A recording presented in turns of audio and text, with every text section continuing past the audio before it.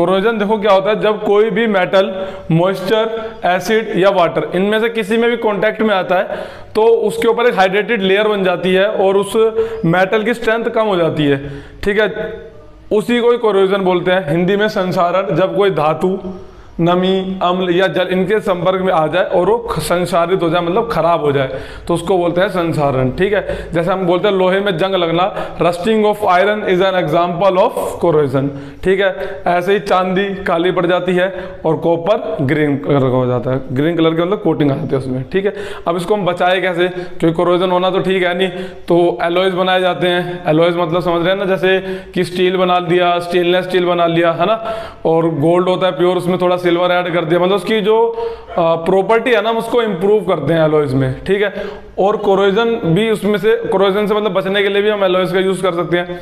दूसरा ऑयलिंग कर सकते हैं, पेंटिंग कर सकते हैं, गैल्वेनाइजेशन कर सकते हैं, है ना, ये सब चीजें क्या है, मेथड है जिससे हम कोरोजन से बचा जा सकता है। फिर आता है रेंसिडिटी, हिंदी में बोलते हैं विकृत गंधिता। रेंसिडिटी क्या होता है, जब कोई ऑयल या फैट कंटेनिंग फूड ऑक्सीडाइज हो जाए तो उसकी स्मेल और टेस्ट दोनों खराब हो जाते हैं, उसको बोलते हैं रेंसिडिटी। हिंदी में जब कोई तेलीय या वसा युक्त पदार्थ ऑक्सीकारक हो जाए, उसका, है ना, ऑक्सीकरण हो जाए, वो उसको बोलते हैं विकृत गंधिता। उससे उसका जो गंध होती है और उसका जो स्वाद होता है वो दोनों ही क्या हो जाता है, खराब हो जाता है। ठीक है, अब रेंसिडिटी में आता है कि हम रेंसिडिटी से कैसे अपने जो फूड है उसको हम कैसे बचा सकते हैं। तो बचा सकते हैं कि एयर टाइट कंटेनर्स में रख सकते हैं, है ना, जैसे डब्बा है उसमें ढक्कन है, उसको टाइट करके बंद करके रखें ताकि ऑक्सीजन के कांटेक्ट में ना आए।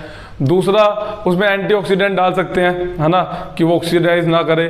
तीसरा, नाइट्रोजन की गैस से हवा भर सकते हैं क्योंकि नाइट्रोजन लेस रिएक्टिव होता है। ठीक है, और क्या हो सकता है, रेफ्रिजरेटर में रख सकते हैं, खराब ना हो, उससे ऑक्सीकरण ना हो उसका।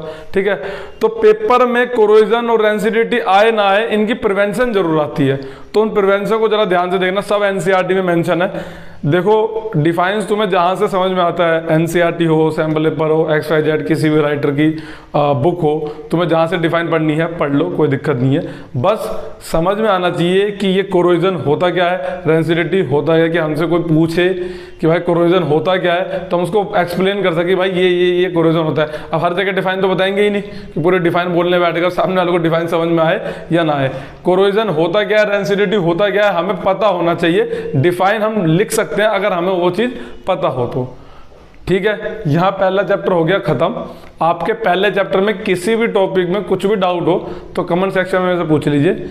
वीडियो पसंद आए तो प्लीज़ उसको लाइक करें और आपने मेरा चैनल सब्सक्राइब नहीं किया हो तो प्लीज़ उसको सब्सक्राइब करें। Thank you.